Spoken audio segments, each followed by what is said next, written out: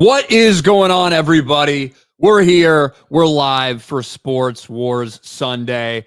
We were live early. We're live on Thursday, Beardo, for the NFL draft. That stayed up for about 12 hours before ESPN said, hey, you played a little bit too much of that. So really?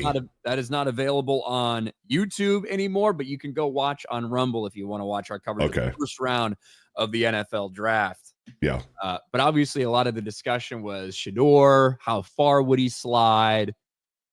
I was not surprised when he didn't I was a little surprised. I wasn't shocked, I should say, that he didn't get taken in the first round. Right. The first round. Then the second round. Then the third round. Yeah. Then the fourth round. Yeah. And it wasn't until the fifth round of the NFL draft where the Cleveland Browns, who had already selected a quarterback in the fourth round, I think they selected Dylan Gabriel in the fourth round, said, you know what, might as well, Shedeur. Everyone's tired of seeing you wait. They did a favor for him, and they did draft Shedeur Sanders. But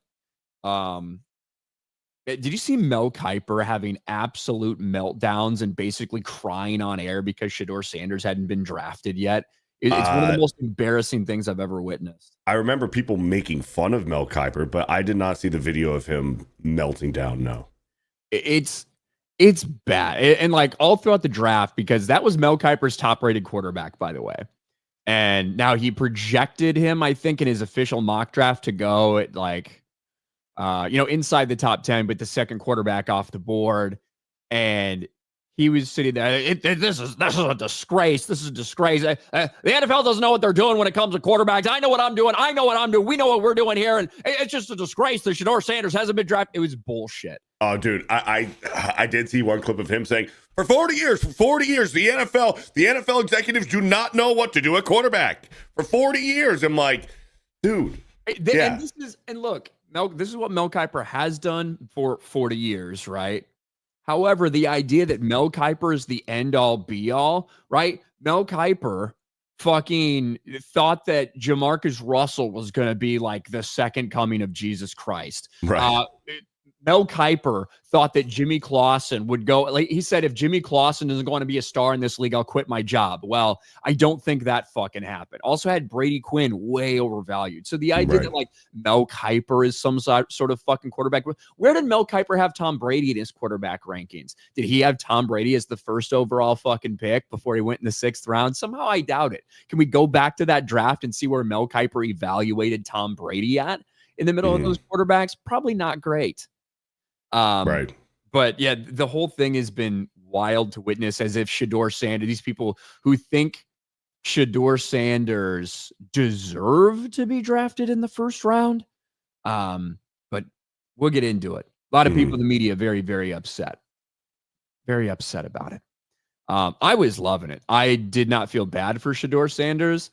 I think he is more talented than a normal fifth round draft pick we would see. But there's a lot of other things that go into it. In the same way that you got the edge rusher from Marshall who got drafted in, third round or whatever. Guess what? If that dude hadn't had a couple sexual assault allegations against him, he would have been a first rounder. But there's other things to consider. And this is the same NFL that, look, if you fucking choke a woman, if you murder someone, you can do a million terrible things. But if they think you are good enough, they can work with that. They'll deal with that. They'll take it into consideration, but they're not going to say no to you if they think you can help them win games. Right.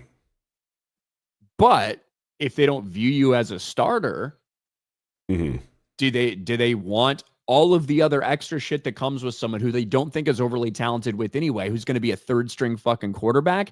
The answer is probably no. Right. And we seen that kind of behavior in the NFL with Tebow, especially with Kaepernick too. Teams just don't want to deal with it, especially if they're not going to play. I haven't seen this level of kind of like, I've never seen such a player getting drafted where the internet is actively rooting for them not to get drafted. I can't remember another player coming out of college where the internet's like, yeah, how hilarious would it be if this guy falls? Maybe Michael Sam. Okay. Yeah, maybe. I guess I don't know. A lot of country white dudes who are football fans. Maybe. Yeah. But I didn't want Michael Sam's gay ass to get drafted, not because specifically he was gay, but because everyone made such a fucking big deal about it when he was like, this dude was supposed to be like a 6th, 7th round, like maybe go undrafted, whatever. And he became the biggest fucking story of the NFL draft because he likes to take cock in his ass. I do think he went out to get drafted by the Rams, right? In like the 2nd round? I think he was a 2nd round or 3rd round pick, Michael Sam was. Oh, really? That early? I think so. Michael Sam draft position. And he wasn't that good. He wasn't good at all, really.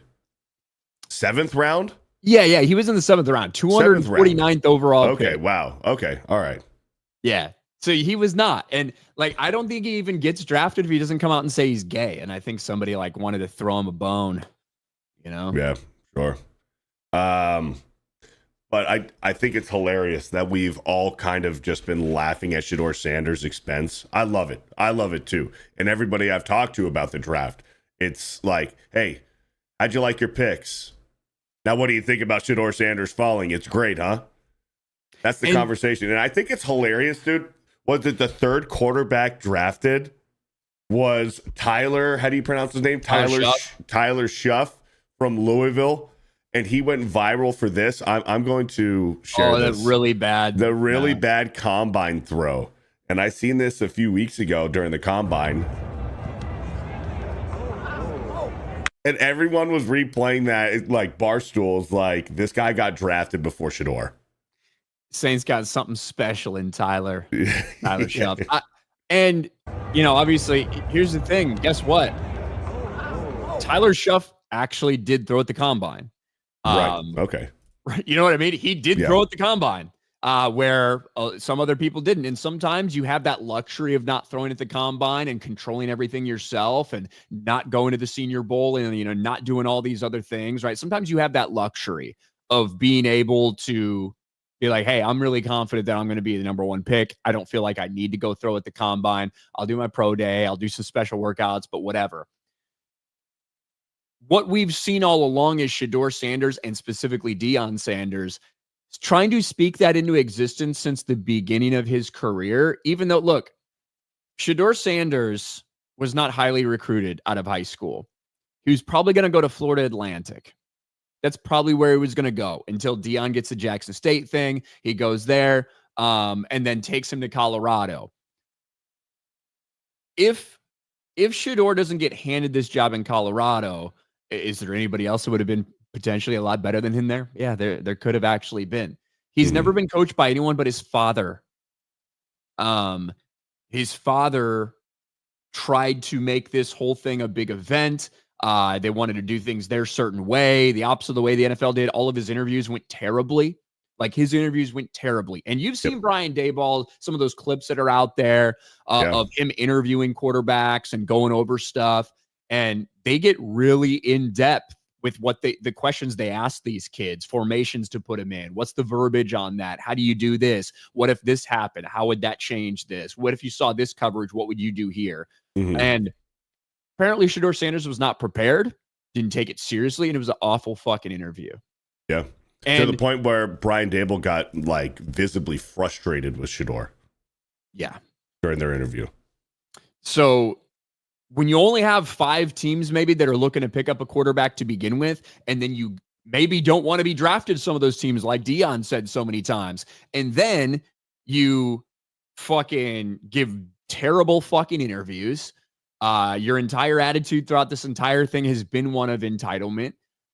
There's just going to be teams that are like, you know what? It's not worth the fucking hassle. We don't see this guy as a starter anyway. His talent level's not there. Why do we waste a 2nd, 3rd round pick on him just to sit on the fucking bench and be a problem and not offer anything to us? If you're going to be a backup quarterback, guess what? You have responsibilities in the NFL. Your responsibilities might be more, getting in and making sure that the starter is super well prepared and doing research on these things and looking at formations, looking at play calls, knowing that verbiage inside and out.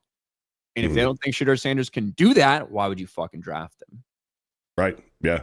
And you often see on the bench, like the backup quarterback is always watching film on the tablet with the starter, pointing out some protection, some coverage, some holes and stuff. Like the backup quarterback is always carrying around a clipboard. He's always got an earpiece in. He's in direct conversation with the coaching staff. Like the backup quarterback, a lot of people say it's the best job in sports, which I can agree. It's probably fucking awesome being a backup quarterback. Daniel made a lot of fucking money. Chase Daniel made a lot of fucking money. And there's a few other ones like him, like Josh McCown. He's another one. Made a lot of money in the NFL as a backup quarterback.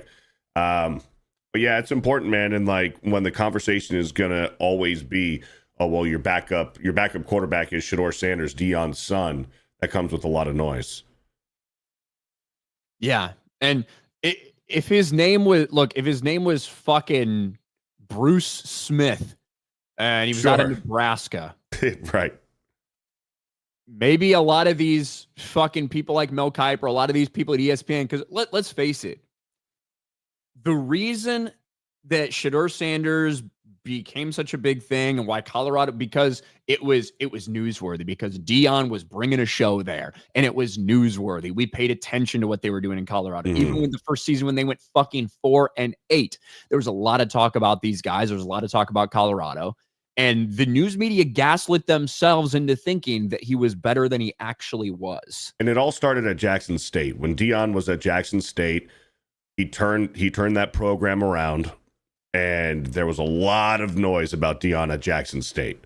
And then it got even crazier when he jumped to Colorado, and he was bringing all of his players from Jackson State over.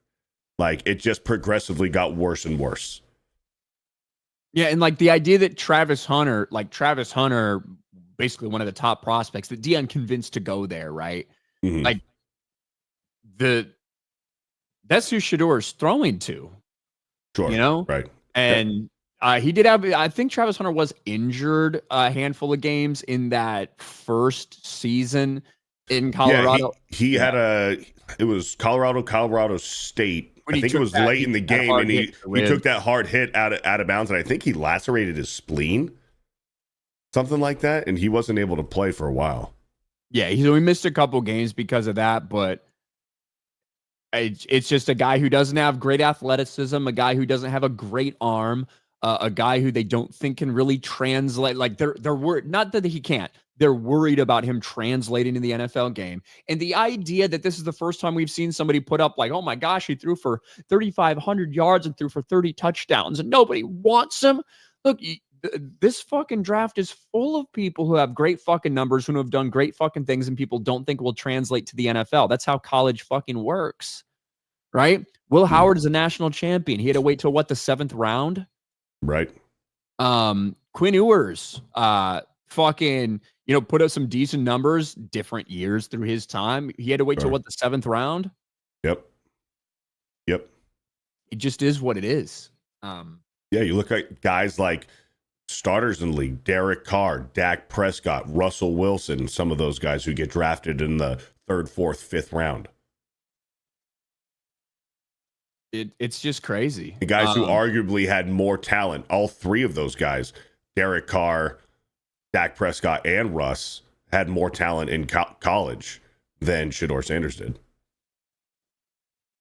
in my opinion. Yeah, this is not people are acting as if it's unprecedented. Now, there is an unprecedented part about it, and it's that so many people in the media said he would go early. That's the unprecedented part. That's what it is.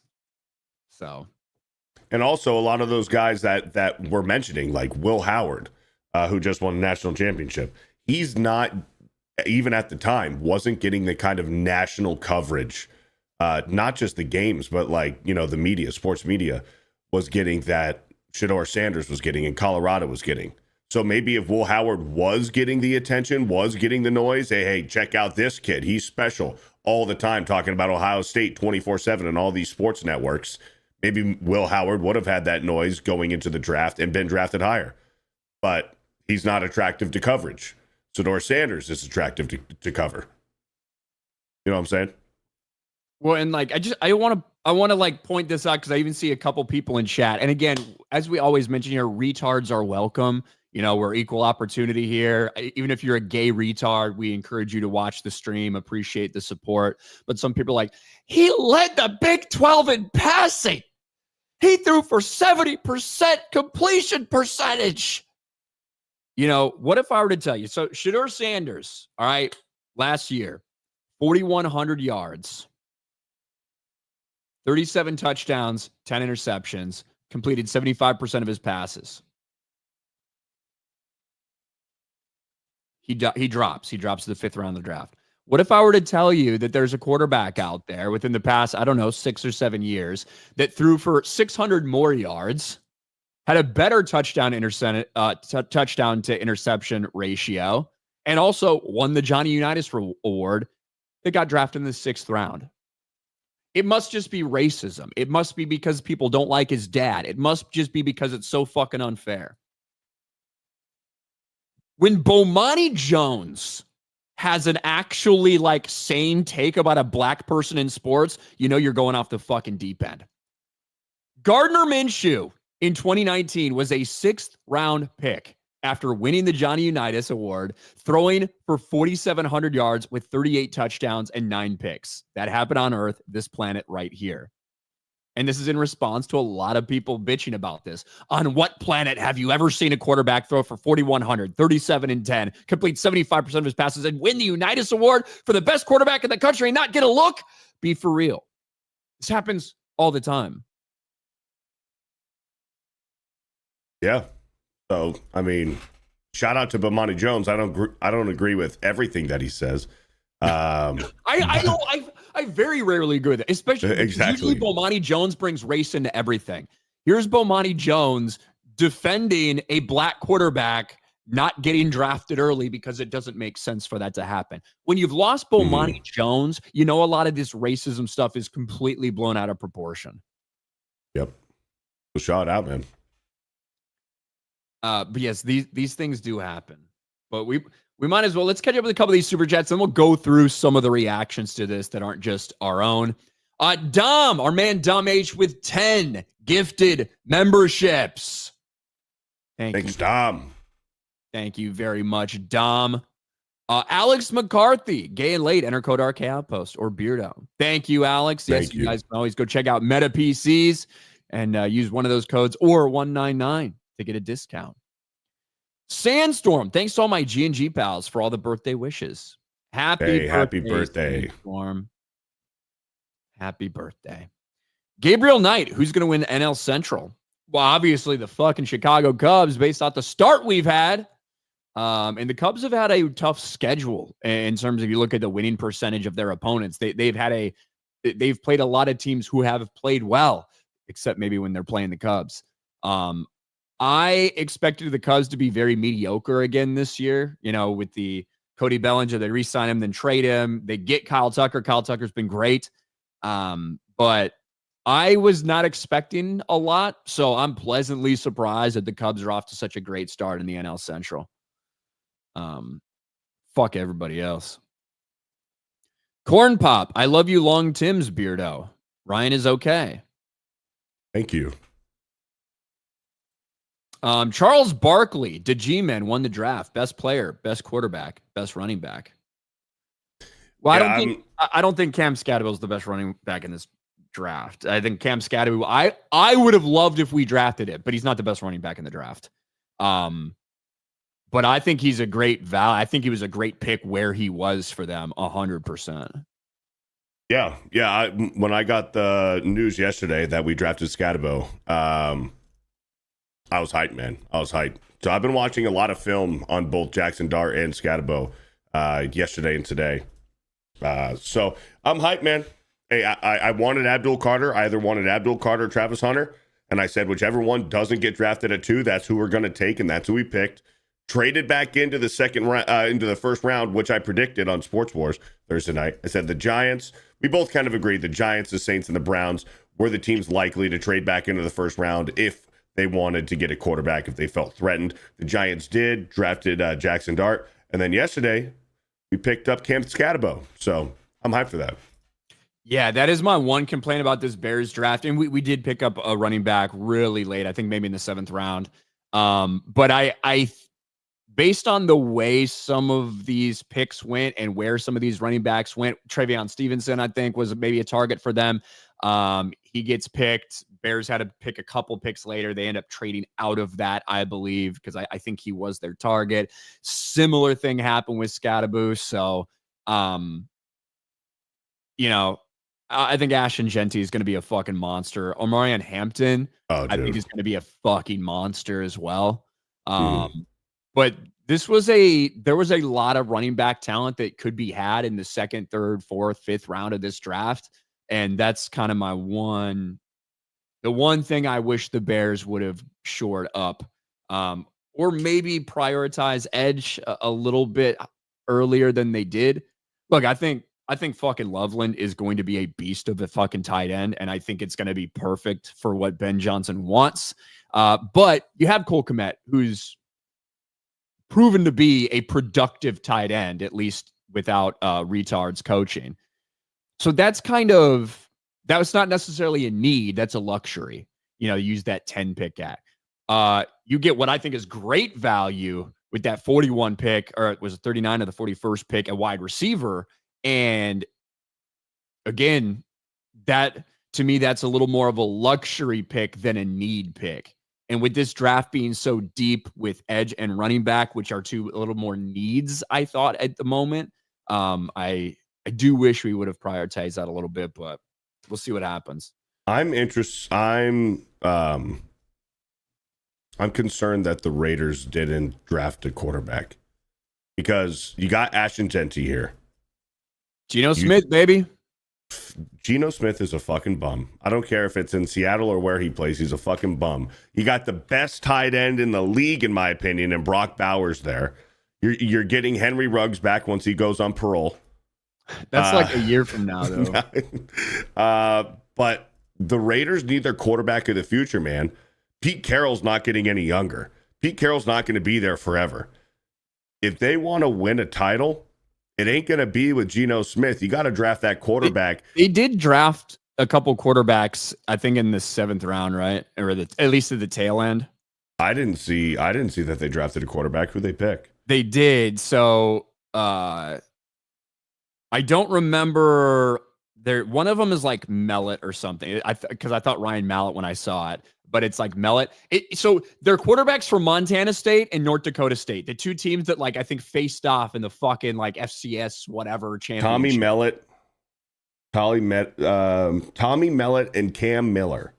Yes. Okay. They picked them back to back. Basically, they had one pick apart. They drafted both of them. So. But you're right in terms of that is not a high priority pick, Does Pete Carroll think that either of these guys are going to be their franchise quarterback? Or are they just looking for Geno's backup? Because I'm assuming that they're thinking that either of these guys is going to be a better backup than Desmond Ridder. And they're looking to cut Desmond Ridder. They don't want Desmond Ridder to be their backup. What about Aiden O'Connell? Yeah. I heard that they're going to trade him. I guess I think that Aiden O'Connell would be a much better backup quarterback than obviously these guys that are drafting the fucking. I saw some reports recently leading up to the draft that Aiden O'Connell and the Raiders were working on a trade, a player friendly and team friendly trade. That's what I saw. But it hasn't happened yet, obviously. I don't know. I figured O'Connell would be the backup going into this. So a lot of people were surprised because of Tom Brady's a mentor to Shedeur Sanders. Tom Brady wants him. And every fucking time the Raiders passed at every opportunity. Beardo's pumped for running back Scadaboo. Go Bowl. I am pumped. Shout out, Chris. Corn Pop, give me my credit, man. I started the 199. You're retarded enough to have. Eric K with 10 gifted memberships. 10 gifted memberships. Thank you, Eric K. Edward for 5. I was surprised how the Steelers drafted and that they didn't draft Shedeur. Sawyer and Johnson are steals, and I think Howard has the potential as quarterback. I think he can. He can have potential. We'll see. This is a bad draft class for quarterbacks. It just is. Yes, it was. In terms of guys that they think have top tier talent that can succeed at the next level. It was Cam Ward. That's about it. And to be honest, if Cam Ward had been coming out last year during last year's draft, he's not a top 5 quarterback off the board. Quinn Ewers would have been well, actually, no, he wouldn't have been last year. He That's still why would have Ewers been didn't come drafted. out.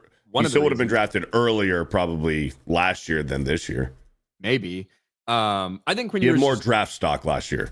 Yeah, I think that he just didn't do anything to make people. I think he hurt his draft stock last year. I do. I think so as well. Like Cam Ward does not get drafted before Caleb Williams, Jaden Daniels, Drake May, Penix, Bo Nix. I just don't think he does. Mm-hmm. If we had been doing this last year. Yeah. So, but Quinn Ewers is going to take Tua's job. That's what I think. He'll play this year for sure. I think Quinn Ewers gets time this year. There's no way that Tua is going to play all 17 games healthy this year. It ain't what did they happen. Do last year? Didn't they get that fucking dumb fuck who used to back up Lamar Jackson? Tyler Huntley. Yeah. That's what they tried to run out last season when Tua was hurt. So Quinn Ewers back there slinging it. And I do think I remember at least I don't know if it was his pro day or some shit. Mike McDaniel was like really high on Quinn Ewers. I mean, not high enough to draft him anywhere other than the 7th round, but he seemed pretty high on him. Right. He seemed pretty high on him. But over on Rumble, Tank for a buck. McShay strongly implied Mel gets paid by agents to push their clients. I believe him. I didn't hear that, but that's fucking funny if that's true. Wait, you were saying Todd McShay. Todd McShay? Todd McShay implies that Mel Kiper gets paid by agents to push their clients. No, well, I wouldn't be surprised about that. Before that, about Quinn Ewers and Mike McCarthy. Not Mike McDaniel. Oh, Mike McDaniels. Okay, gotcha. Okay. Yeah. At least I think I said that. You probably did. Snooty Mims. Browns drafted 2 quarterbacks, only the Browns. Also, Quinn Ewers. What happened? No one will confuse Shannon Sharpe as a smart guy ever. Sports Wars for the win. We're going to talk about some Shannon Sharpe shit. But let's finish off this Shedeur Sanders stuff because there has been a decent amount of reaction to this. And I want something to clip out for us to put up here on the channel. We were all watching the first round of the draft. We did a live reaction to it here on Sports Wars on YouTube and on Rumble. And one of the big questions about the first round was going to be Shedeur Sanders. Does he go? For the last several weeks, we'd be hearing about, well, it seems like he's sliding. He might go as far as the Steelers in the 20s, or maybe he might not even get picked. Well, he didn't get picked. There was mass outrage from the media. Then the second day came and went. He didn't get picked either. Shedeur Sanders did not get picked until the 5th round with the Cleveland Browns, who had already selected Dylan Gabriel with an earlier pick, that Cleveland Browns team. And now, predictably, in so many spaces in the mainstream sports media, this is what's happening. They're crying racism. It must be racist for them not to draft a black quarterback, as a black quarterback was taken number 1 overall. You know what I think we really need, Beardo? We need a compilation of Fox Sports or ESPN analysts complaining about it being racial connotations or the reason that Shedeur Sanders was not drafted, as black man after black man's name gets fucking announced. 27 of the first 32 picks in the first round were black players, yet it must just be because of the color of his skin why Shedeur Sanders has not been drafted. Why Shedeur Sanders getting chosen for the 5th draft round is just more NFL racism at work. You saw so much of this shit, including dumbass Stephen A. Smith accusing the NFL of Kaepernick-level collusion in Shedeur Sanders' draft downfall. And leave it to Stephen A. Smith not only to have a terrible take, but also to tag a random fucking person who is not Shedeur Sanders. No fucking way, dude. No way. So this poor guy, Shedeur Smith, who lives in Sydney, Australia, who joined Twitter in 2011, didn't post anything until 2017, and desperately asked Gordon Ramsay to rate his kangaroo meatball sub, and probably didn't get a single bit of interaction until he got tagged by Stephen A. Smith. No fucking way, dude. Yeah. That is hilarious. But this is a damn disgrace. How in the hell is Shedeur not off the board, not drafted yet? Y'all still think this doesn't have anything to do with teams hating on Deion Sanders? This kid is a first rounder in a different way. This is Kaepernick all over again, being kept out. A damn disgrace. I don't care what anyone says. And then he followed it on with someone texting him. Someone just texted me this message. They're absolutely correct. This is a bad look for the NFL. This feels like Kaepernick-level collusion. All the hard work the NFL league office puts in to eradicate these kinds of perceptions, only to turn around and watch as the owners look like they're colluding, messing up everything. What has been done to Shedeur outside everything else. We'll never believe this is about talent evaluation ever again. Jeez Louise. What did Portnoy say? This is, we're going to get to Portnoy's response because it's great, but let's just keep this in perspective. There is a lot more than just talent level that goes in the evaluation of every single player, right? Whether it comes to their intelligence level, whether it comes to their personality, whether it comes to off the field issues, right? These are all things that go into people's decision to make to take somebody with a pick, right? This is also the same NFL where it doesn't matter if you've choked your girlfriend, if you've beat your wife, if you fucking killed somebody in some cases. If you're talented enough, they'll take you. If they think you can help them win, they'll take you and they'll deal with the rest of the bullshit. People didn't think Shedeur Sanders was talented enough in general, especially then to have to deal with all the other entitlement and outlandish shit that him and his father have been saying for the past several years. But here's Portner's response. This is insane. All these race takes are insane. I love Deion. I've been saying for 2 years, Shedeur would be my first quarterback off the board. But NFL GMs, coaches, owners will do anything to win games, save jobs. The NFL's cutthroat. Owners would stomp on each other's throats to win. There is no collusion. The first pick was a black quarterback. If teams thought Shedeur and everything he brings could help him win games, when the guy's available, they draft him. That's it. End of story. Every other narrative is fantasy. There you go. Shout out Portnoy. But this shit started a month ago with the Ryan Clarks of the worlds and the fucking Emmanuel Achos of the world saying that, well, it's because he doesn't code switch. He doesn't talk like a white person. That's why they don't want him. Shedeur Sanders' racism hurting draft stock, says analyst Ryan Clark. Fucking race baiting Ryan Clark at it again. It has zero to do with that. Caleb Williams and Jaden Daniels were the first two quarterbacks picked number 1 and number 2. They're fucking black. Cam Ward was picked first in this year's draft. He's fucking black. It has everything to do with the way Deion tried to speak this into existence, gave his kid all of this shit, handed him all this shit, where he wouldn't have gone anywhere. He would have been the fucking quarterback at Florida Atlantic if Deion Sanders wasn't his father. And they said from the beginning, Deion Sanders said multiple times, well, there's a lot of teams I ain't going to let my boy play for. If that happens, I'll pull a Eli. There's a lot of, we're not interested. We only want certain teams. The same fucking Deion Sanders. I love this community note, by the way. When someone replied to Deion last year, tell your son, stop act like he's the coldest out there and put up a 4-8 season. Coach Prime, he will be a top 5 pick. Where your son going? LOLOL. I got time today. LOLOL. Community note, Shedeur Sanders was not a top 5 draft pick. And his interviews were abysmal. We now have multiple teams putting out their experience with Shedeur Sanders in their interviews was so bad, not just because of his attitude, but partially because of his entitled, smug attitude and the fact that he didn't know shit. When they asked him to draw things up, when they asked him to explain, when they asked him to insert plays here, he couldn't fucking do it. He couldn't handle it. So they took him off their board. And when you only have 5 teams that are maybe looking to get a quarterback as it is, or at least a quarterback like that, some of them wrote him off their draft board because they didn't fucking want him. It says nothing, absolutely nothing to do with race of any kind. And it's ridiculous. By the way, Jalen Milroe, black quarterback, got drafted before Shedeur Sanders as well. This narrative, it's crazy that so many people in the NFL media that are working overtime to try to spin this as having anything to do with it, when the reality is they are the ones who overhype Shedeur.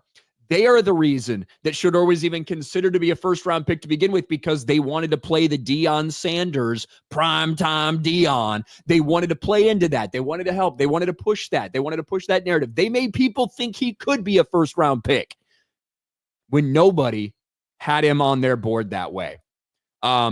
Here's another person who does for one of these networks, who scouts and all this stuff. Bobby Burak says, I admittedly don't know how to scout players, so I asked someone who does it for a network. Here's what they said about Shedeur Sanders. Second-round talent, when you factor in his dad, the circus, incessant media coverage, and weird attitude, the risk is not worth the low ceiling he has as a pro quarterback. You feel bad for Shedeur Sanders building out this legacy room, his new sponsor, doing all this fucking shit, having all his homies out there for 3 days while he sat there. Do you feel bad at all for Shedeur Sanders? I feel bad in the fact that it's super fucking embarrassing. It's super embarrassing. The lead up to it is his number gets retired. He starts this legacy, this legendary brand with this money logo, money squared. I don't know what the fuck that means. Building out that entire room for 100 people in there, and he doesn't get drafted until the 5th round.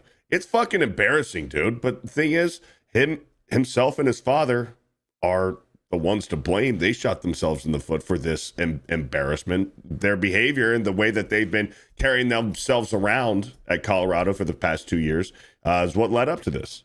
It's all self-inflicted. How many clips have we seen of in recent months, like him at the combine being like, yo, y'all better not pick me if you don't want me to come in here and change your shit. You stay away from me, because we're going to do what we want up in here. Like, that's what Shedeur Sanders said at the NFL combine. Right in front of everybody. How many clips did we see in Colorado of him throwing his own teammates under the bus, of when they came in there and you had people that Deion basically told him get the fuck out and transfer, that were like, talking about shit? And how many times did he attack former teammates of his? All the fucking time. We just saw 5 days before the draft, Shedeur Sanders got his jersey, his number fucking retired at Colorado. Yep. Despite going 13-12. Because his daddy wanted it to happen. His dad's the one that made Colorado's Pro Day this special event. They wanted to put on this stuff. They wanted to show people like who he was, blah, blah, blah. All of it backfired on them because he's just not good enough in the NFL's eyes. Now, we've had plenty of we've had undrafted quarterbacks that go on to be successes. We have Kurt Warner come from the fucking Arena Football League. We had Tom Brady, 199th overall pick. We know all these stories, right? Mm-hmm. We understand all these stories. So just because Shedeur Sanders not drafted in the 1st round, falls to the 5th, doesn't mean his story is over by any stretch of the imagination. Maybe this will put a chip on his shoulder, a real one, not the fucking fake one that his daddy's put there. Maybe this truly will wake him up. We can hope. We can hope that that's the case and the Shedeur Sanders, turns things around. But them portraying them out here as victims of racial bullshit, or everybody like the prank call. He got a prank call from some like Ole Miss students pretending to be a Saints general manager and telling him he got drafted. That went fucking viral. Now a lot of people are like, this is unacceptable. This is not to be tolerated. Why would you do this to a black quarterback waiting to be drafted? It's weird. What's that white cornerback's name for the Philadelphia Eagles? Cooper DeJean. Cooper DeJean.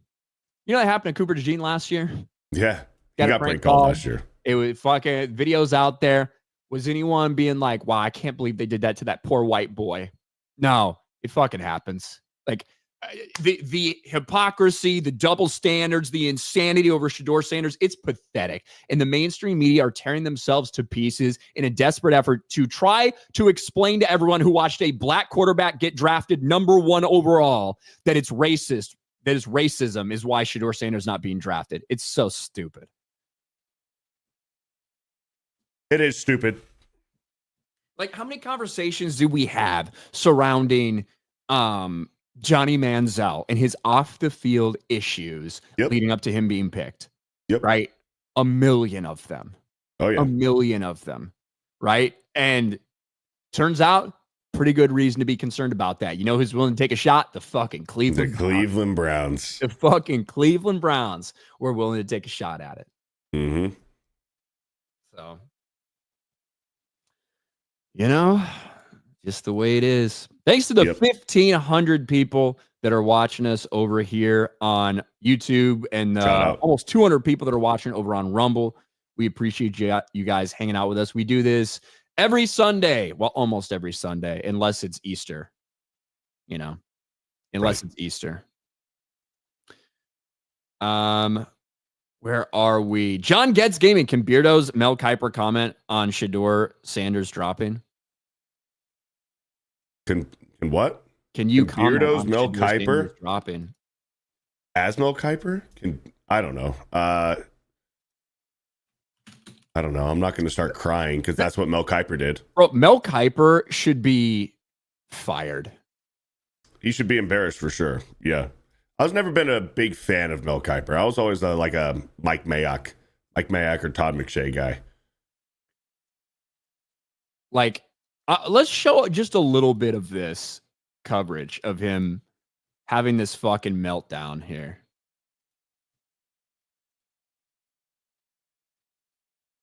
It'll fucking go. Yeah, I need to see the full meltdown. You play the position. This is about, do we want you to play the position for us? That's what this game. Why wouldn't they, Lou? Well, look, that's a whole nother discussion that we've had in many different ways for weeks and months now. This is not one of the toughest quarterbacks.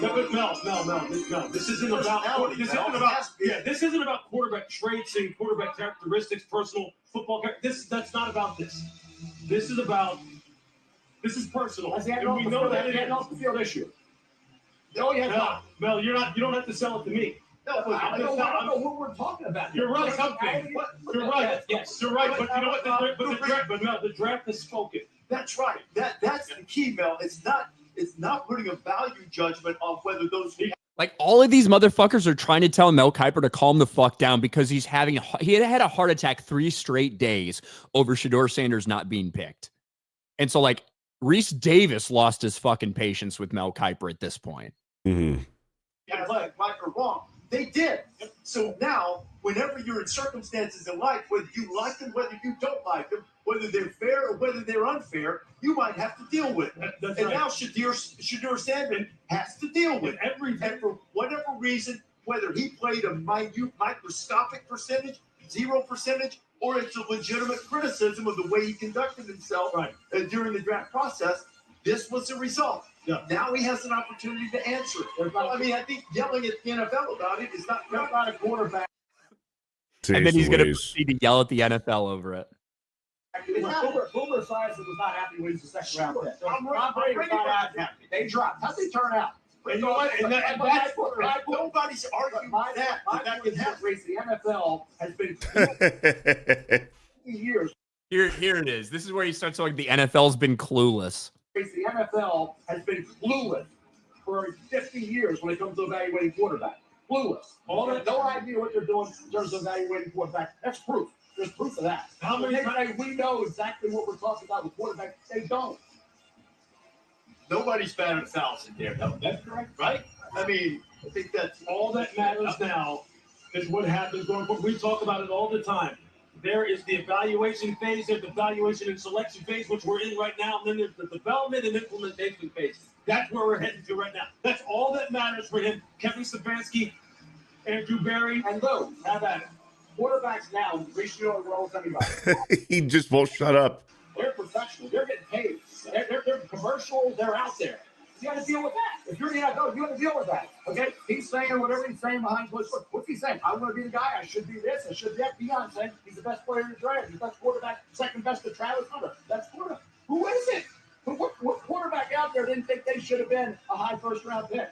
Again, nobody's criticizing what happened. We're saying he has to deal with the reality of the insult. Right. All right, that's all. Dude, all of them were getting super annoyed with him. Wow. And that was every fucking time the thing got brought up. And you know what? We're spending a lot of time talking about, this is pretty much the only thing we've talked about other than our specific teams. And look, ESPN missed a lot of people's reactions to being drafted or whatever because of their coverage on Shedeur Sanders. That's the nature. There's a lot of attention paid to it. It is what it is. But their incessant need to have him be as good as they wanted him to be for the hype, for whatever, that's what led to this. All NFL teams were in lockstep when it came to their opinions about him. Not because there's collusion, but it's because they all want to win. And, you know, that's the bottom line. But we'll see. It was fun reacting to the first round draft, you know. Yeah, it was a good time. It would have been nice to do it. It would have been nice to do all the rounds. We just don't have that kind of fucking time on our hands. Right. We just don't have that kind of time. Those that make race an issue are the racists, says Terry. CD, the Steelers said Shedeur walked in and said, "I'm legendary," and then tried to pawn his mixtape on the GM. Shit. Now, look, there's been a lot of reports about this stuff specifically. Look, I want to go back in the lead up to this. After the combine and everything, this is where we started to hear a lot of things because no one was fucking impressed with it. Here's Matthew Berry. Matthew Berry, on March 4th, I wrote this in my 25 most interesting things I heard about the NFL Combine column about Shedeur Sanders. Here, this is. Share it. He talked about Cam Ward and how everybody had really great experiences with him. And then I got the exact opposite read on Shedeur Sanders. I want to be careful here, but I spoke with two people on two different teams that met with Sanders. And completely independently of each other, they had the exact same things to say. They both said it was a bad meeting, that he came off as unprofessional and disinterested. Both also said after the meeting, they had a lesser opinion of him than prior. The same people both met with Cam Ward, and both say they loved Ward, and it was a great meeting. Not trying to kill the kid, so I want to give a bunch of caveats. It was just two people. Maybe other people in the meeting had a different read. Maybe these are the team Sanders doesn't want to go to, so maybe he purposely tanked the meeting. Maybe he just had a bad day. When talking about projected top 2 quarterback picks this year, every team I spoke to loves Ward, and I didn't hear a ton of positives about Sanders. Yep. This is how the NFL felt. Yeah. What are you going to do? Drop to the 5th round. Drop to the 5th round, apparently. This is a really good reality check and will humble Sanders. I don't know if it will. You know how, bro, the amount of fucking memes that were going on, and it's like, hey, you know, Shedeur, you still got a year of eligibility left at Colorado. You can always get your $3 million NIL, but unfortunately you have to take a different number because they retired yours 5 days after you got done playing or whatever. Yeah, right. We're sports dad, Deanna or LeBron. That's tough, man. Here's what I'll say. LeBron worked it out to get his kid drafted when he probably shouldn't have been. And Dion took his kid who probably should have been drafted a little bit higher and fucking took him way back. So I guess take that for how you will. Sure. Yeah. That's an interesting way to look at it. With all due respect, Cooper DeJean didn't have a celebrity father who's known to everyone. Shedeur does. You moved the goalpost on that comparison. What? Who did? East Coast Kev, with all due respect, Cooper DeJean didn't have a celebrity father who's known to everyone. Shedeur does. You move the goalpost in that comparison. But so what I'm saying is people that are acting like what a terrible, awful, disgusting thing to happen to Shedeur Sanders. No one should have to go through this, right? When he gets a prank call, which happens to a bunch of fucking people, all in the fucking green room that was happening all night to people, by the way, according to Kevin Stefanski. Yet when a video goes viral last year from the draft of Cooper DeJean, who, doesn't have a famous father or anything, someone is still fucking pranking him and pretending like he got fucking drafted. I think that somebody pretended to be the Green Bay Packers and called him. And people weren't saying that this is the most despicable, outrageous, nasty thing to ever happen. So I'm not moving goalposts at all. This isn't about being fucking famous or not. This is about people pretending like there's some sort of ridiculous, crazy fucking victim because this happened to them. So is what East Coast Kev saying that it's okay to prank call Cooper DeJean, to prank draft call him because he doesn't have a famous father, but since Shedeur is famous because of his dad, now you shouldn't do that because he's a celebrity. You shouldn't prank call a celebrity. That's not cool. But Cooper DeJean, he was a nobody, so it's okay to prank call him. Yeah, that's kind of what I mean. It's just like, what the fuck are you talking about? The incessant need for Shedeur Sanders to be this victim as he's sitting there in his fucking mansion, surrounded by all this shit. It's wild. It's wild to see people try to spin Shedeur Sanders into some sort of victim when the only people to blame for what's happening are the media who hyped him up and himself and Dion. Those are the only people to blame for Shedeur Sanders dropping to 5th. He's trying to correct himself, so that's not what I said. Well, maybe I just took it wrong. If you could explain it a little better, and you don't need to send another super, if you could just explain it in the chat, East Coast Kev, and if you could keep an eye for that beardo. Yeah. Like, my point is people are trying to pretend like this is the most stunning, outrageous, heinous thing that could ever happen. And it's so despicable that this happened. And first of all, it happens to a bunch of players. And it happened to Cooper DeJean. A video of Cooper DeJean went viral last year during the draft when the exact same thing happened. And people are like, LOL, it's pretty fucked up. LOL. I don't know. Thunderstrike, as a Colts fan, I think the Bears for taking Loveland and letting Warren fall right in our laps.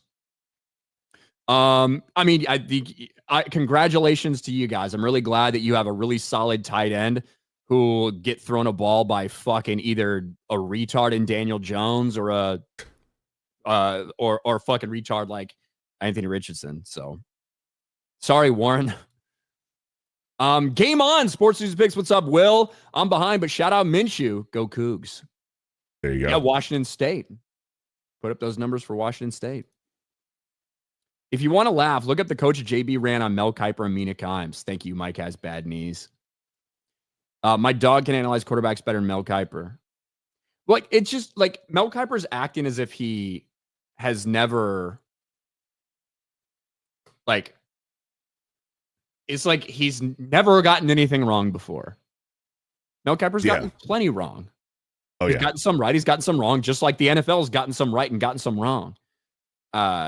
This is a man who thought that Jamarcus Russell was going to be fucking incredible. This is someone who thought Jimmy Clausen was going to be a superstar in this league, right? These are things. We can point to those. And he's bringing up Boomer Esiason and Tom Brady. I want to know where Tom Brady was ranked in Mel Kiper's list. Right. Let's look. Can we find out?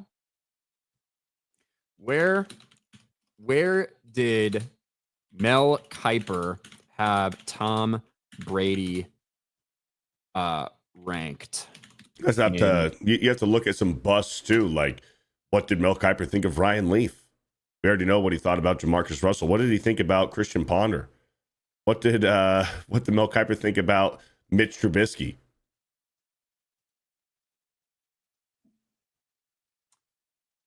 Because Mel Kiper has been doing this for a long time, obviously. Long time. The Patriots picked the GOAT. What did Mel Kiper think about E.J. Manuel, who was a bust? So guess what? Guess where fucking Mel Kiper Jr., who says the NFL doesn't know anything. Look at Tom Brady. They didn't know anything about Tom Brady. What did Mel Kiper fucking say about Tom Brady? He had him ranked as the 10th quarterback in the class and was projected to be a 5th round pick.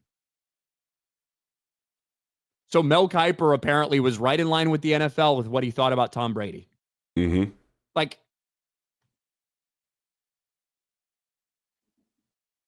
it's just crazy. Yeah.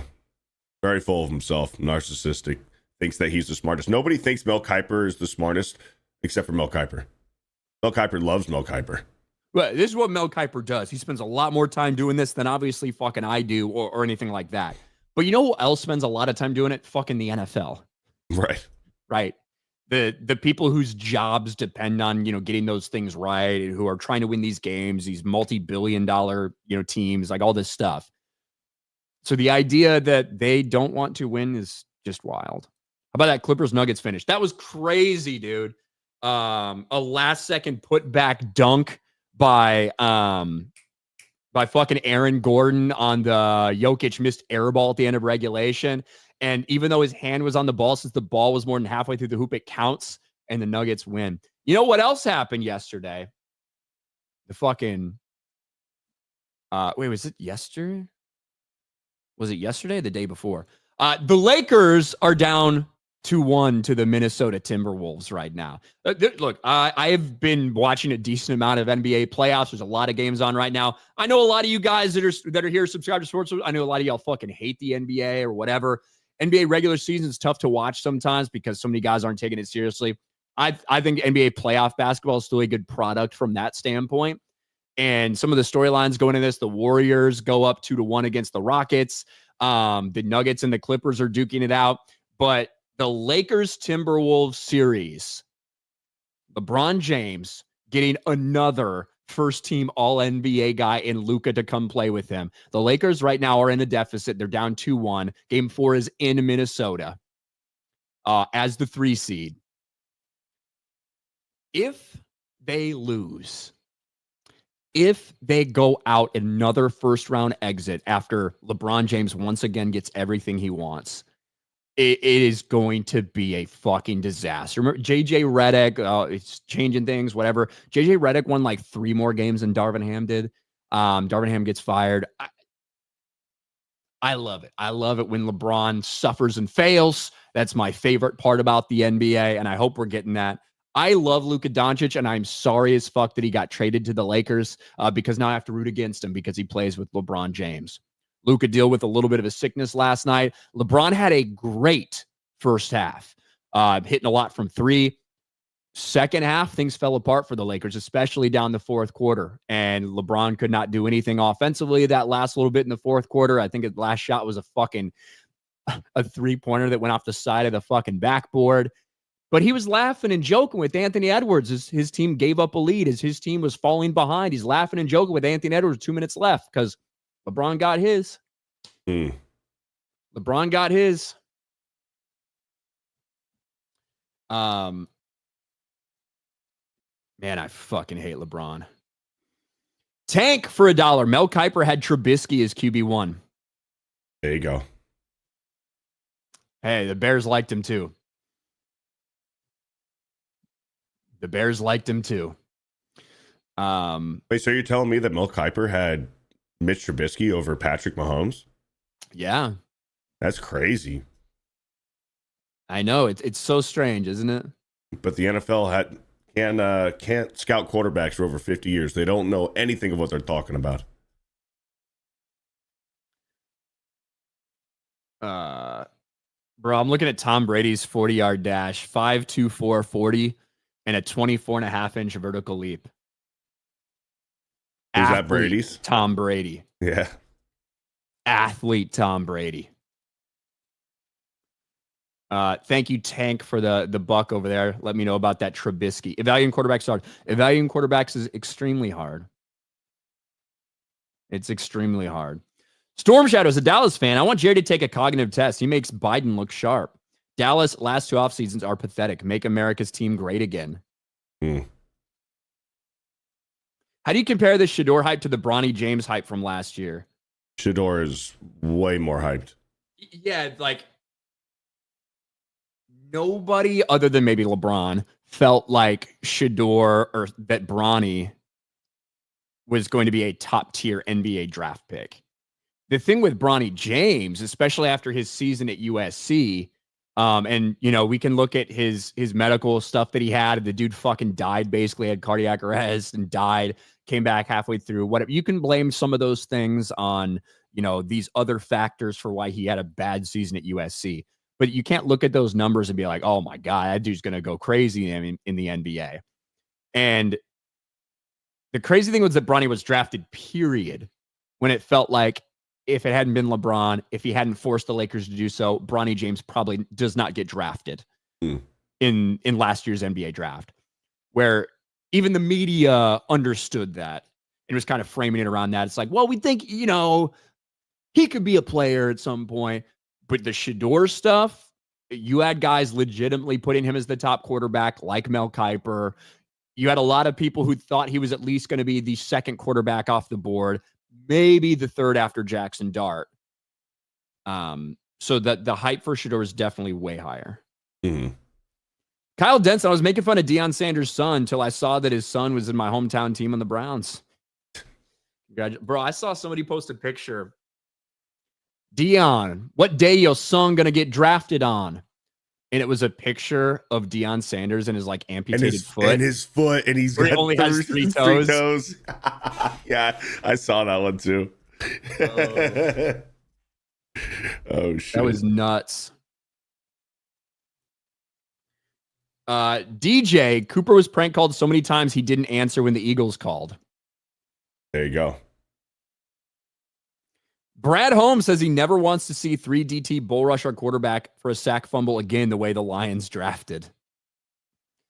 I think, look, obviously I pay way more close attention to the Bears and who they're picking and some of the more notable names and everything like that. So I haven't looked at every single team and, how they've drafted every way.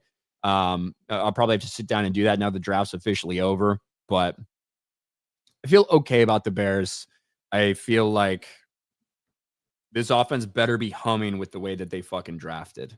That offense better be humming. Dark Knight Rider for 2. Who does Kuiper pick first? Sanders or Trent Dilfer? Sanders. John Gets Gaming. Nugs Clips has been a great series, to be honest. That is the most compelling, I think the most competitive series so far in terms of every single one of these games has been very good. You've got the Nuggets who won an NBA championship 2 years ago, fired their coach 3 games before this. Jokic is basically the coach. Jokic is telling people when to sub in and sub out. And the That's Clippers, awesome. Man, Kawhi may be the only player who can play like fucking 25 or 30 games in the regular season and be in playoff mode fine. Kawhi's been good. Even Harden's been good at times. I watched both of those guys play in Orlando a couple weeks ago near the end of the regular season when they were here. That series is, I think that's going 7. I really do think that series is going to go 7. Warriors, Rockets, Warriors coming in, winning the playoff to face the Rockets, 2-seed Rockets. Even with Jimmy Butler being injured in this game, they're still able to come through. Steph has been going crazy at times this season as well, even though he's 36 years old. That's been a good series to watch. I'm enjoying the NBA playoffs. Nugs Clips has been great. Curry got it done without Butler, which is impressive. And thank goodness old man Braun wasted energy in an L. Check out 18-minute video of every Shedeur sack in 2024. East Coast Kev. By the way, my president, Mr. Trump, says he should have gone higher too. So Mr. Trump is a victim too, right? And yes, he's my president. But he's my president too, right? But just because I voted for Donald Trump doesn't mean that I think he knows what the fuck he's talking about when it comes to Shedeur Sanders and the NFL fucking draft. In the same way that my president signed some bullshit piece of paper for cocksucker Clay Matthews to go up there and fucking say the Bears still suck, right? It's okay to disagree with my president on fucking sports. Okay? Especially, I think he's got other things to do rather than watch Shedeur fucking Sanders and analyze Shedeur Sanders. I think he's a very busy man. I also think he's friends with Deion Sanders. And I also think he's probably just watching some of the coverage of other people saying, this is outlandish, this is outrageous, and he's talking about it. Like, what are we talking about here, East Coast Kev? And then by saying, so Mr. Trump is a victim too. I don't know what you're talking about at this point or how you think I moved the goalpost. That's the definition of moving a fucking goalpost. By saying the president sent out on Truth Social an angry truth about fucking Shedeur Sanders not being drafted. Come on. Zenny Biscuit. Hold on.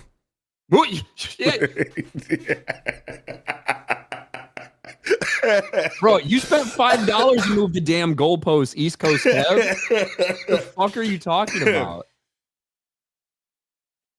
Like, what are you talking about? That's funny. Zenny Biscuit Journalism, Sandman, and Sovereignty are the top favorites of the Derby. I don't like Citizen Bowl in the number 1 post position. You are our horse racing connoisseur, Zenny Biscuit. You are the milk hyper of horse racing, except you're way more right than he is. Yeah. So. Yeah. Corn Pop for 5. Gentlemen, please define a troll because the chat is confused. Corn. Thank you, Corn Pop. This is a sports show. Trump likes Shedeur.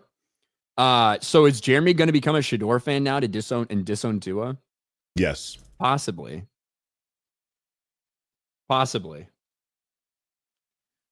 Trump was informed of the Sanders Twitter following.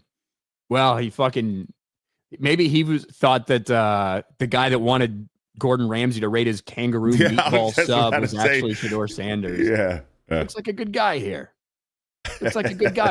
Great guy. One of the most talented we've ever seen. Great guy. Have you seen his dad play football? Holy smokes. Great guy. Snooty Mims, Bears still moving to Arlington Heights. City of Chicago doesn't have money to build the stadium.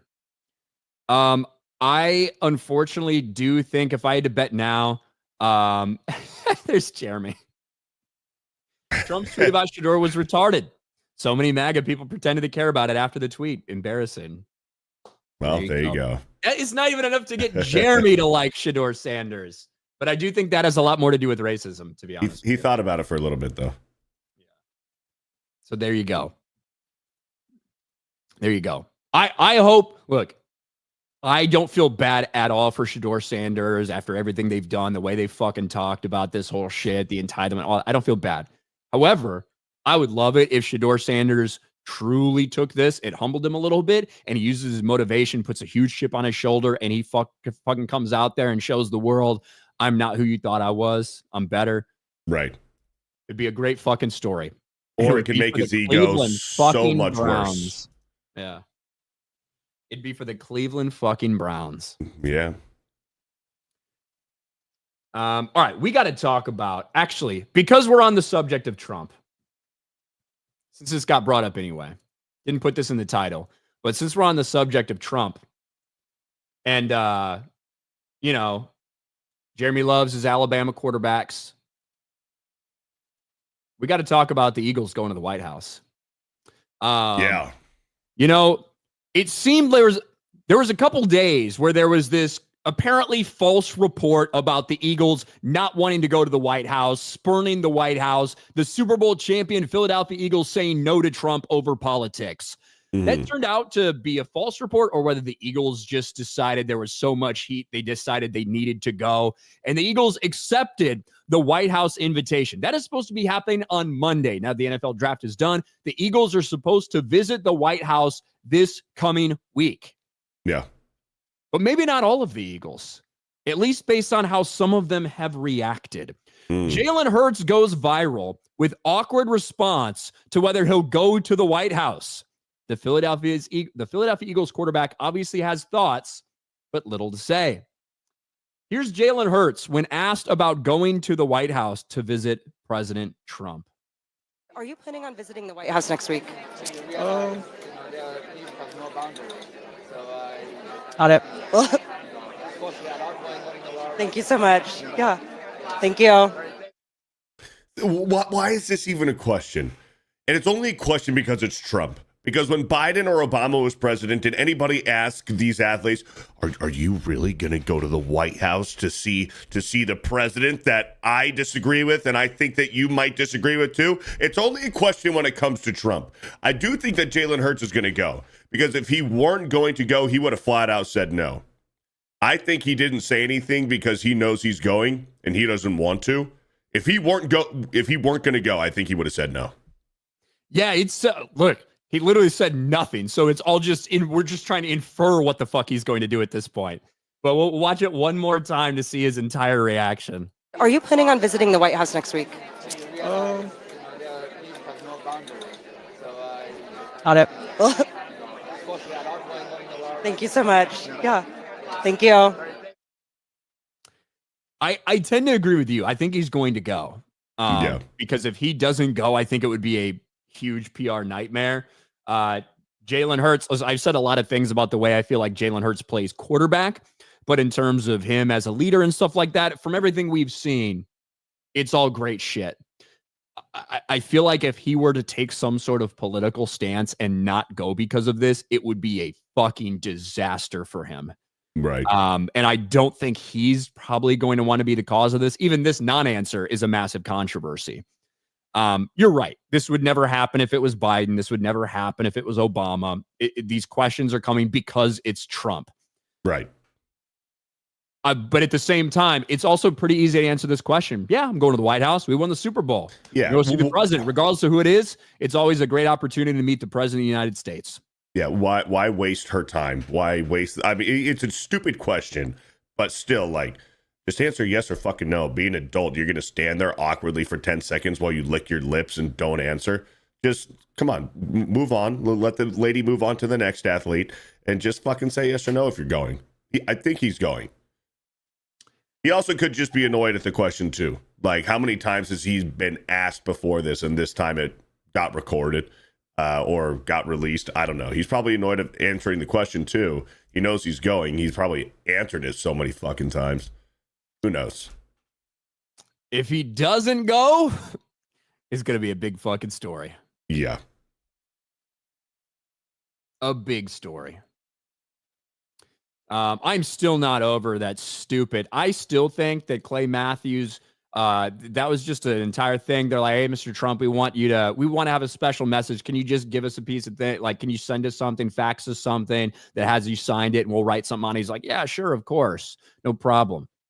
Because I have a hard time believing that this official paper from Donald Trump that says the Bears still suck was like in weird fucking lettering and kind of sideways printed on a paper, like whatever. Come on. I think it's a forgery. I think it's a damn forgery. They forged it. That was the worst moment of the NFL draft for me. That was more embarrassing than Shedeur Sanders. When I fucking missed when I was sitting there just fucking bitching and moaning. Jay says, I'm going to go. Where are you going? We go to the White House? To the White House, I imagine. Yeah. When I'm bitching and moaning and fucking making fun of Clay Matthews and saying that Aaron Rodgers butt fucked Clay Matthews and like all of this shit. And they're like, you missed the message from Trump. I'm like, what message from Trump? So I fucking rewind on the live stream and it's Clay Matthews with the fucking Bears still suck message from Trump. That pissed me off. That was the worst moment of the NFL draft for me.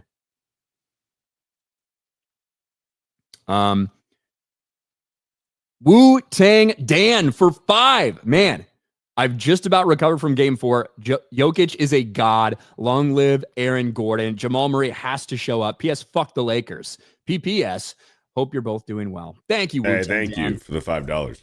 Yeah, let me see if I can actually find that just for reference for people that, haven't seen it. Aaron Gordon.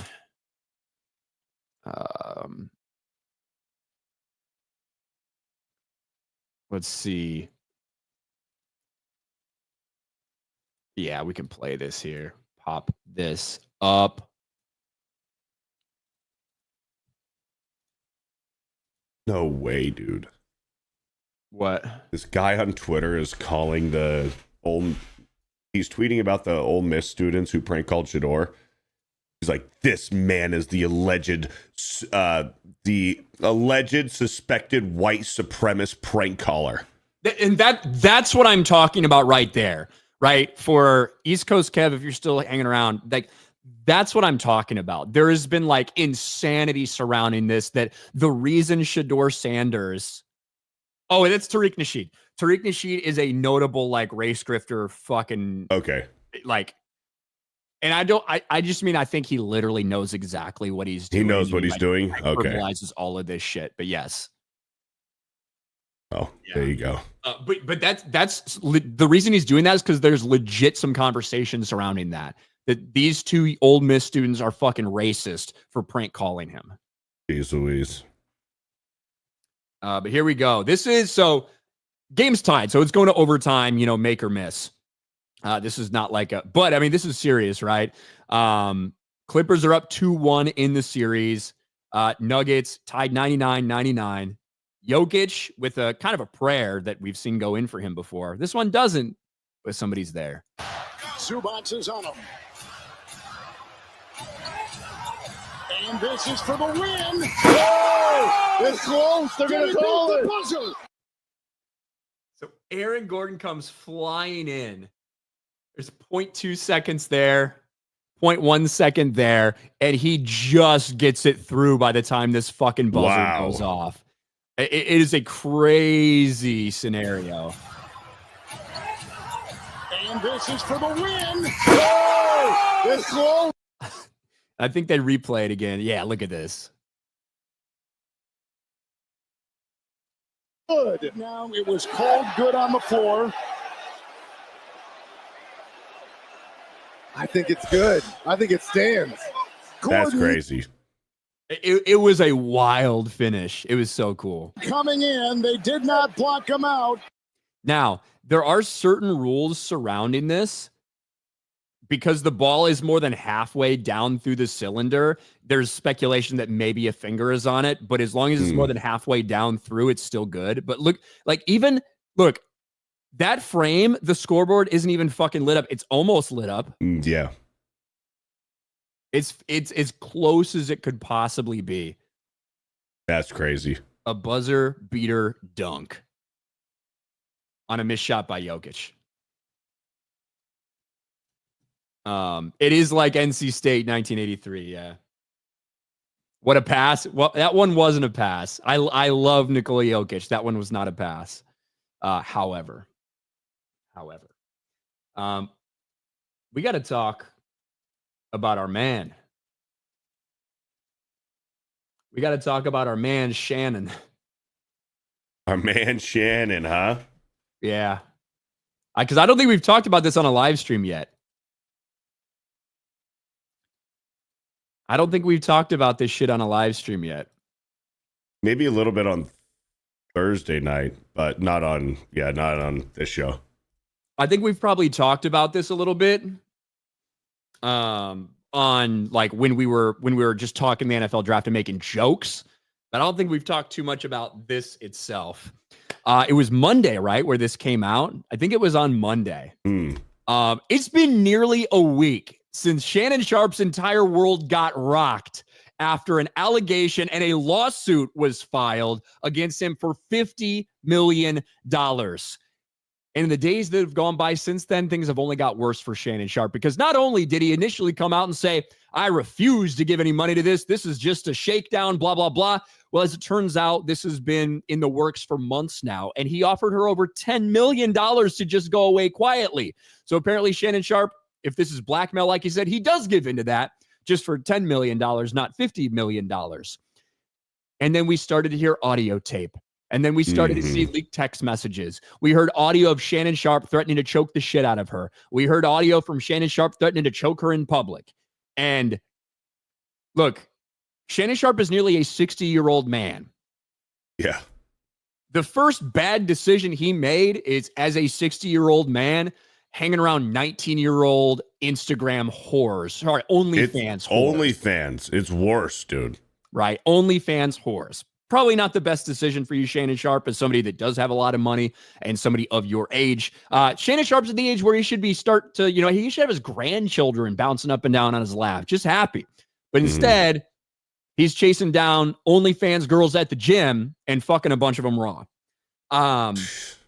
So probably not the best life decision in general, but you do you, as long as it's all consensual. I think this girl 100% knew what she was doing, recording those things and setting him up. That doesn't mean that Shannon Sharpe has done nothing wrong or did nothing wrong. Right. Because after this came out, we have now heard multiple things about Shannon Sharpe. This is now the fourth time in the past 15 or so years that Shannon Sharpe has been accused of doing something similar to this. And that is starting to become a pattern. And so when ESPN, when Shannon Sharpe comes out and says, hey, I'm deciding to take a step back at ESPN, apparently that was not the case.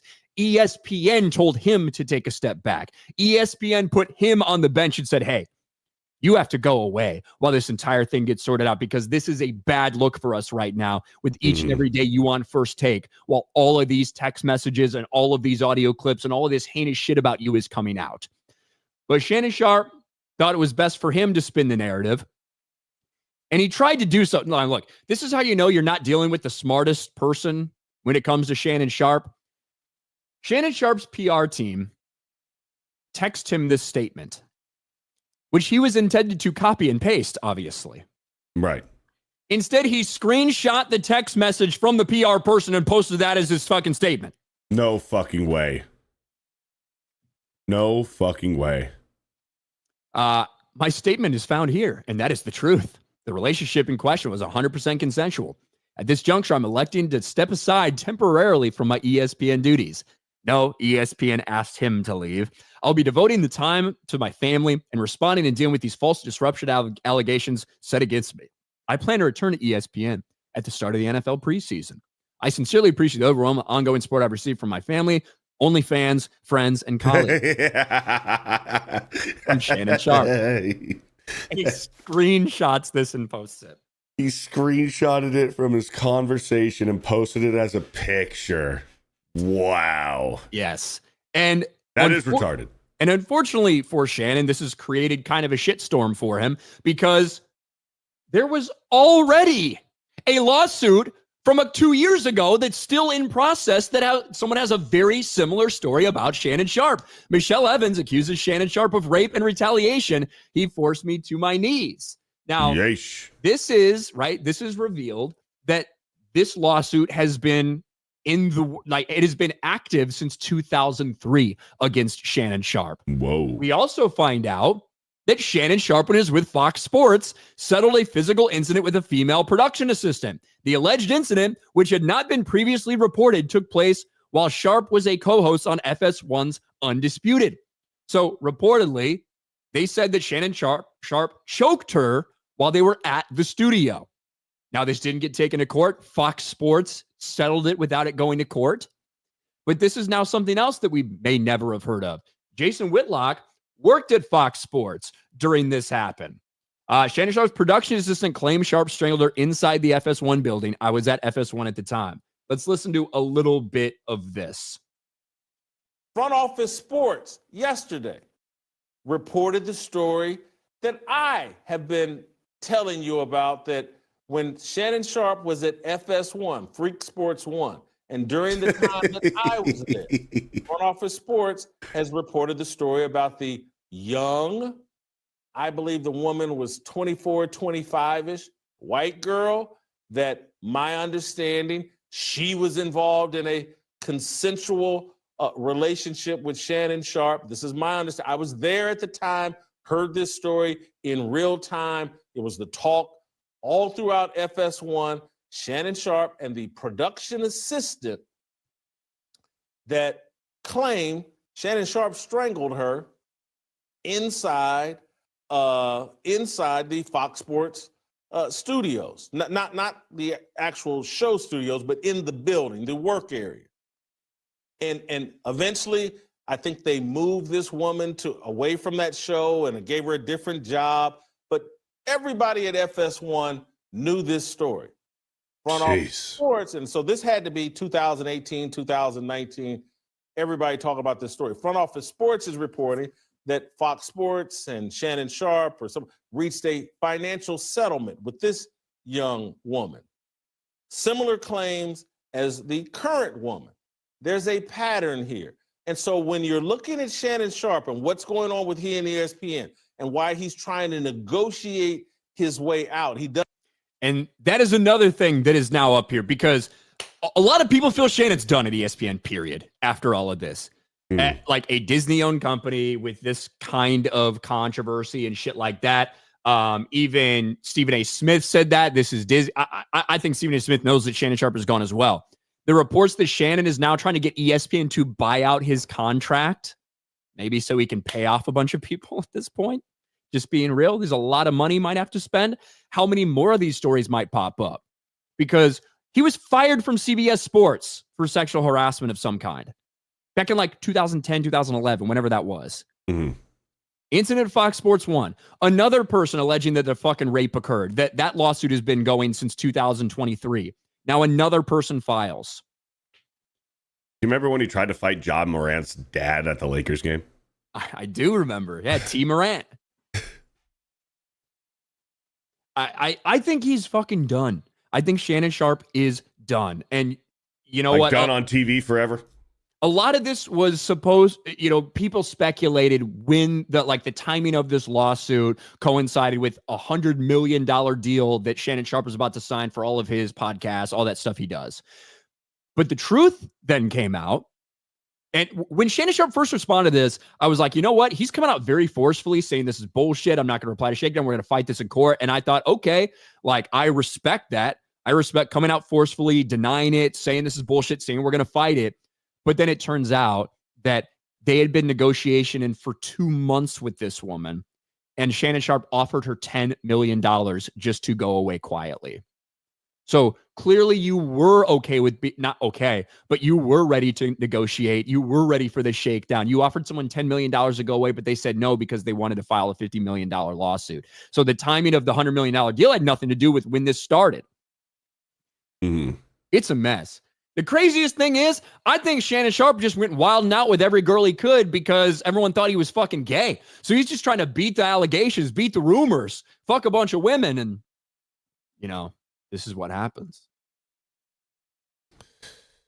So you think he's done forever?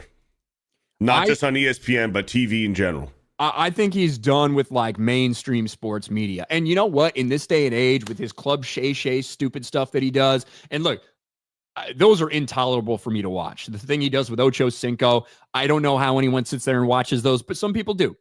I don't know. I think that this, in and of itself, regardless of how this lawsuit goes, he's done at ESPN and all the major networks because of all the extra stuff that's come out surrounding him, not just this lawsuit.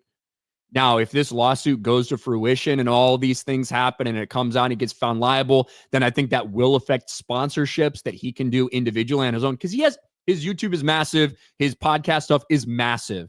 He could just do that the rest of his life. He doesn't need ESPN. He doesn't need media. Right. But if sponsors start to step away, who knows? Yeah. Good old Shannon Sharpe, man. Shannon not too sharp. Shannon not too sharp now. Shannon not too sharp. Wesley for 5 on Rumble. Does Wayne Brady have to choke a bitch? Turns out no. Shannon Sharpe will do it for him. Let's see. Dark Knight Rider. Nice to see Club Shay Shay has no age limit.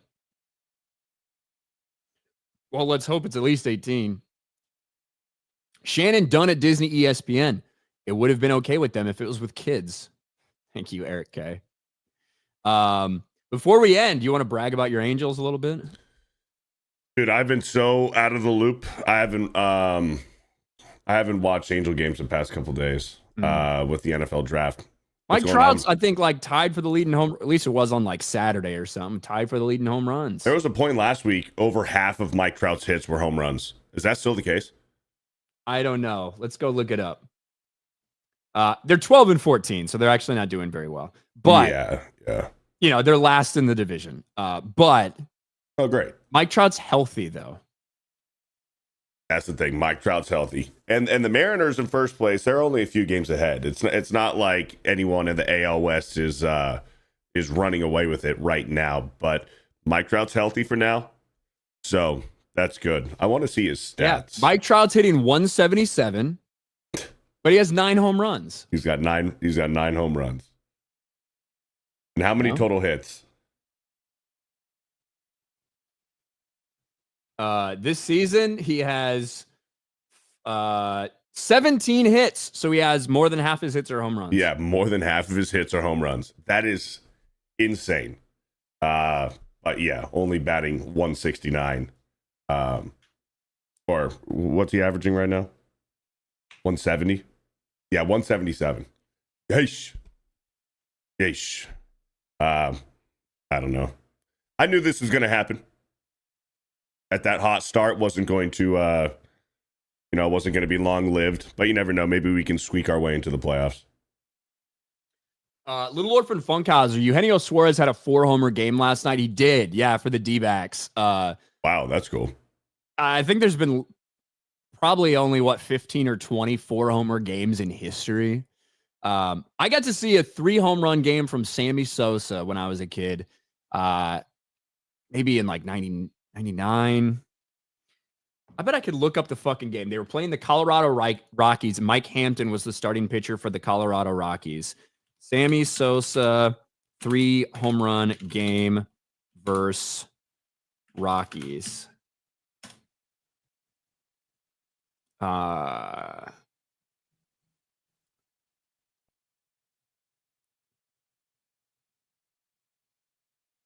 This is at Coors Field. I don't want the Coors Field one. He did it twice. Jesus. Sammy Sosa has 3-run home games. This is it. August 10th, 2001. Sosa's 3 homers can't save Cubs. And that's true because he hit 3 fucking home runs and the Cubs lost like 13-4. I got to see Mike Hampton hit a home run. But that was cool. All right. I think we're all caught up. Beardo, you got anything going on? Nothing much, man. Just going to chill out and watch some hockey or baseball today. There you go. Well, thanks for joining us, guys. Thank you to all the new viewers in chat. Please subscribe, like, all that good stuff. We're here almost every single week, unless there's crazy stuff going on. Yep. But that is it. Thank you guys very much, and we'll talk to you next week. Bye, everybody. Later, guys.